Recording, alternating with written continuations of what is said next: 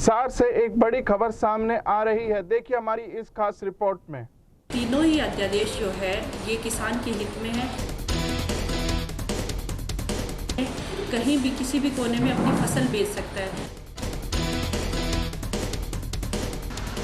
हिसार में आदमपुर की पूर्व प्रत्याशी बीजेपी नेत्री सोनाली फोगाट द्वारा एक प्रेस वार्ता का आयोजन किया गया। सोनाली फोगाट ने कहा कि कांग्रेस पार्टी के लोग किसानों को गुमराह व भड़काने का काम कर रहे हैं। फोगाट ने किसानों के 3 अध्यादेश के बताया कि यह अध्यादेश किसानों के हितों को लेकर बनाए गए हैं। केंद्र सरकार में कार्यरत कृषि मंत्री वीरेंद्र सिंह तोमर ने तीनों अध्यादेश संसद में पेश किए हैं। तीनों अध्यादेश किसानों के हित में है। किसान अपने मूल्य के अनुसार फसल को बेच सकता है, खुद भी बेच सकता है, किसान समूह बनाकर बेच सकता है, व्यापारियों को कॉन्टैक्ट करके बेचा जा सकता है और मंडी MSP पर सरकारी खरीद में भी बेच सकते हैं। शहर, जिला, राज्यों में पूरे देश में फसल बेच सकता है और ज्यादा भाव में भी बेच सकता है। किसान को लागत से काफी लाभ मिलेगा। सोनाली फोगाट ने कांग्रेस पर निशाना साधते हुए कहा कि ये कांग्रेस सरकार इस मुद्दे को राजनीति पर किसानों के हितों को ठेस पहुंचा रहे हैं। उन्होंने कहा कि बीजेपी शासनकाल में बिजली रेटों में कटौती की गई है। किसान सम्मान निधि योजना के तहत 6000 प्रति एकड़ किसानों को दिए गए हैं, जिसमें 14 लाख से ज्यादा लोग इस योजना का लाभ उठा चुके हैं। सबसे ज्यादा गन्ने का मूल्य हरियाणा सरकार दे रही है। उन्होंने कहा कि 4.5 हजार करोड़ का किसानों को मुआवजा भी दिया जा चुका है।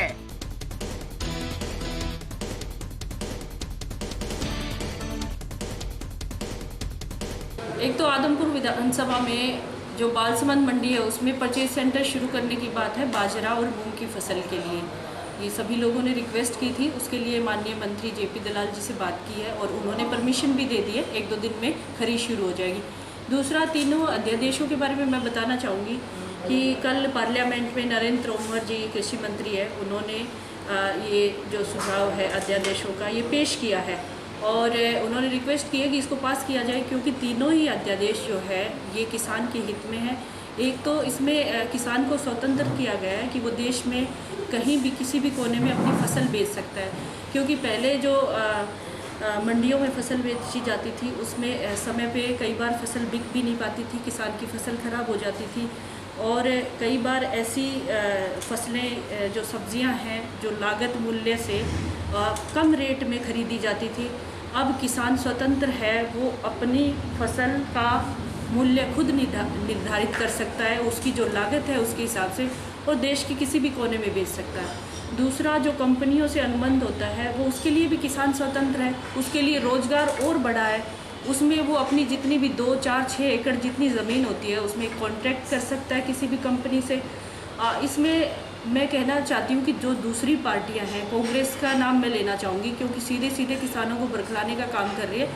उन्होंने सीधा ये इल्ज़ाम लगाया है कि ये सरकार तो किसानों को बेच रही है या कंपनियों को, देश को बेच रही है। इसमें कहाँ पे ये सरकार की गलती है?